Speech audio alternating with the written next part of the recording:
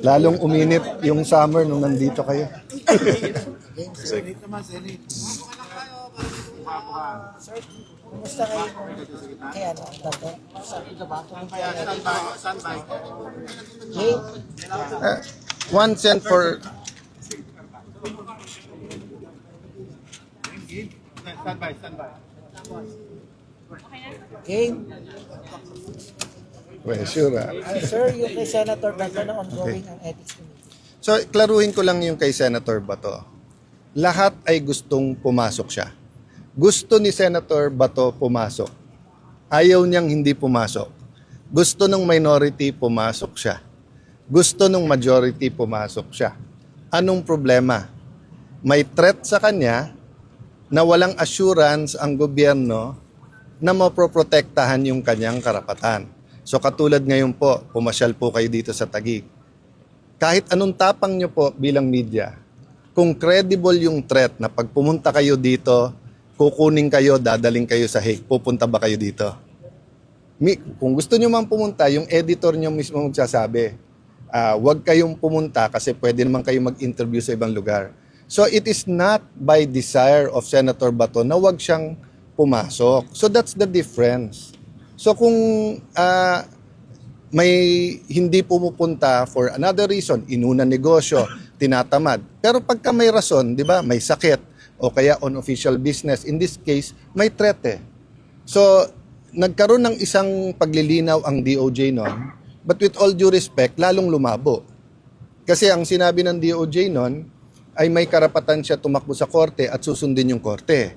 Pero in a nutshell, pinaraphrase ko lang. Pero ang sinabi din nila, may option din ang gobyerno na pag may warrant of arrest, arestuhin na lang siya, tapos ipadala na siya doon. And then nag-announce yung ICC na meron silang tinatawag na secret warrant. Hindi po yun yung ating konstitusyon. Sa ating konstitusyon, huwes lang, judge lang ang pwede mag-issue ng warrant of arrest. Kaya kung may warrant of arrest galing sa abroad, dadaan pa dapat sa ating judge yun. Yun ang stand namin. Walang makapag-assure kay Senator Bato eh. So I talked to someone very close to him. Ang sabi, simple lang sir, ma-assure lang kami ng Philippine government na may day in court siya dito. Kahit arrestuin siya dito sa Pilipinas.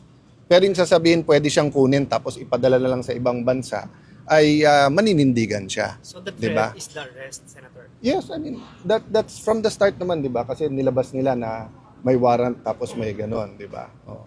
So I'm not judging what's right or wrong. I'm just giving you human nature. Di ba? Human nature. Kahit ang Secret Service, pag tingin nila may threat sa presidente, sa vice president, hindi nila papupuntahin doon. Di ba? So hindi po voluntary ang pag-a-absent ni Senator Bato. Gustong-gusto niya po pumasok sa session. Let me clarify one more thing. Sabi nung iba hindi siya nagtatrabaho. Magkaiba po yun ha. Kasi sa loob man o sa labas ng Senado, napaka-importante ng plenary, napaka-importante po mag-participate, napaka-importante po ng committee hearings. Kung magkakaroon ng impeachment, napaka-importante din na umattend doon. But that's not the totality of the work of the senator. The research, the consultation, going around the country, that's all part of the work. So katulad ngayon, di ba, break, di ba? But after this, tatakbo ko, group of businessmen naman, consultation naman about yung contingencies dito sa energy crisis. That's part of my work. Di ba? So kung may hearing kanina, I could have attended that or this. Kung may hearing mamaya, I can attend my consultation or that, but that doesn't mean we're not working. Ganon din kay Senator Bato. Fully functional yung staff niya,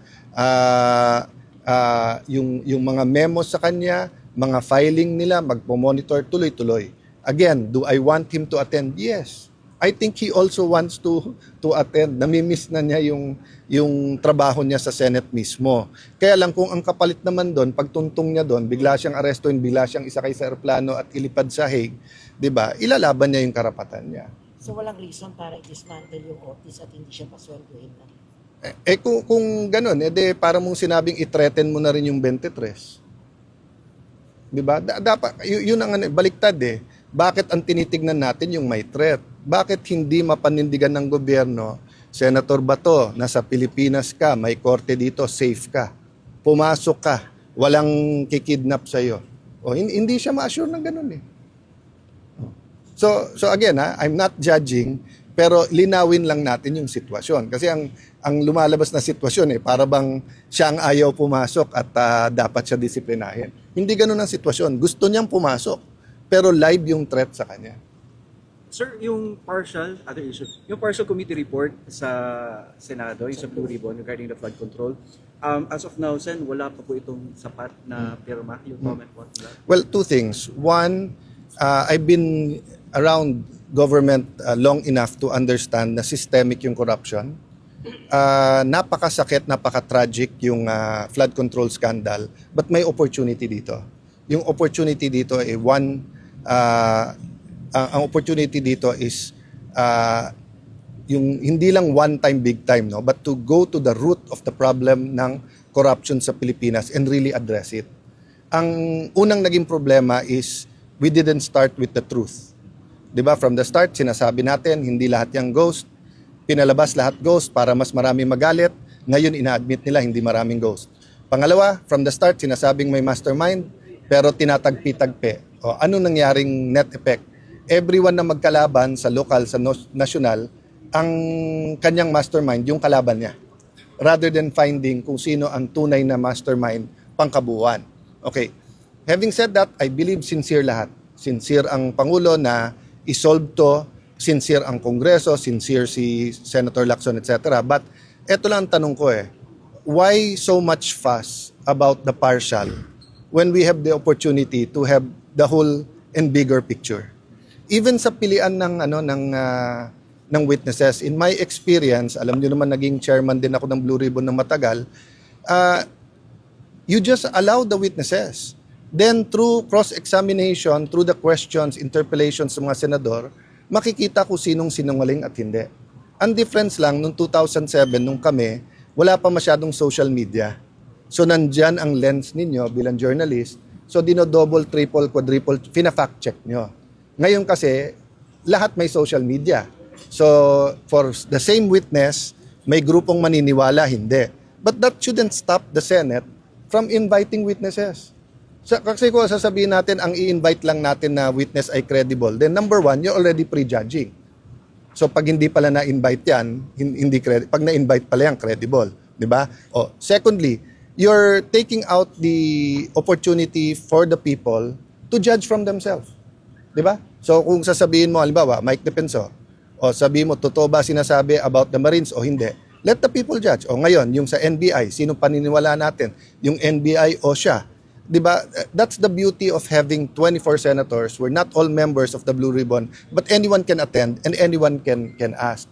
So ang tingin ko, we're making a mountain out of a molehill dun sa partial. Naapektuhan din kasi ng konting rivalry ni Senator Lacson at Senator Marcoleta. But the reality is, di ba, bakit tayong nakapokus sa partial?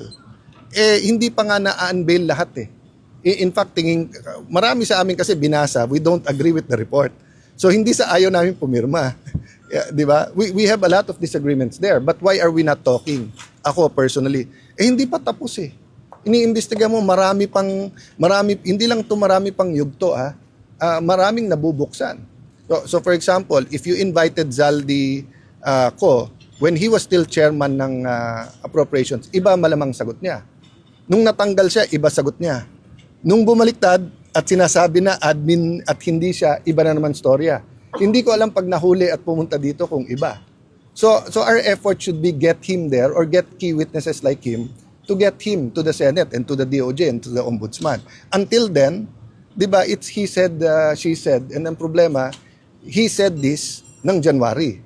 But siya din, he said this nung October. But siya din, he said this last year ganito. So paiba-iba So, sa hearing mo lang matetest yung credibility. Pero yung sabihin mo lang na, di ba, kahit ang sinungaling, hindi ibig sabihin lahat ng sabihin niya sinungaling. Kasinungalingan.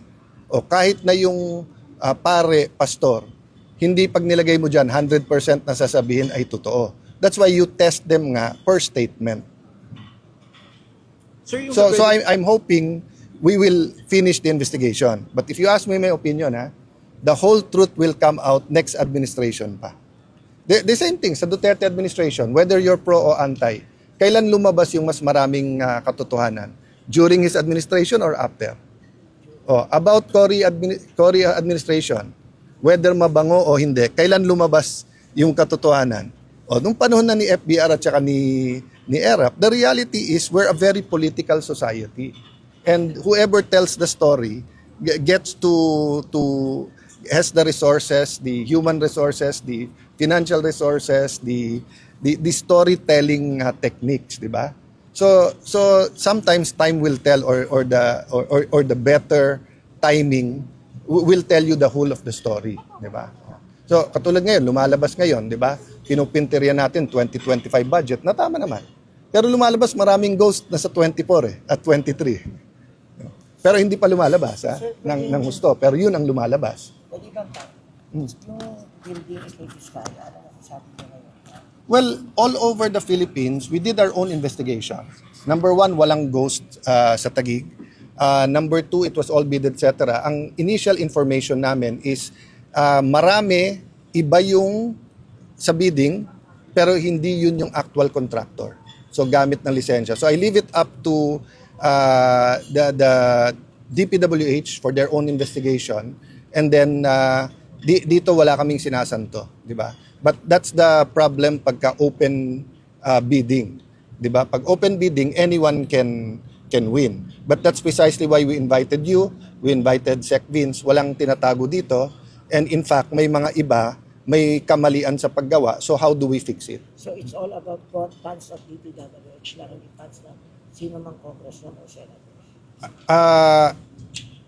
Basta't alam kong nasa GAA siya. But yung actual details, hindi ko alam. Actually, una ko nakita yan sa internet din eh. Tapos bigla akong tinanong.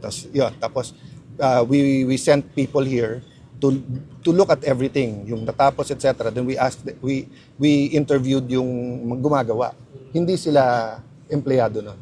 Pero sir, kung anong company? I don't have the details kasi I just did the preliminary. But both DPWH and the local government should have all the facts and everything. Pero people are asking, Sen, why leave the investigation to the DPWH when in fact sila yung nagpabibig kasama yung mga It's Bisaya? everywhere eh. I mean, sa Pasig City, kay Vico, meron din. Kay Mayor Magalong, meron din. So when I say leave it to the investigation, DOJ, Ombudsman, DPWH, and we have a new DPWH. So the people they're investigating are new people, di ba? So it's self-serving for politicians to investigate themselves.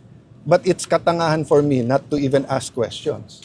Diba? So we ask preliminary questions, satisfy ourselves. If we find something deep, then we will ask for whatever kind of investigation. That's why at the start of this, sinabi ko sa lahat, open books, transparent, tignan nyo lahat. And ang request ko lang, sabay-sabay gawin. Para nga hindi yung may tinitignan, may tinititigan. Okay? Thank you everyone. Thank you, sir.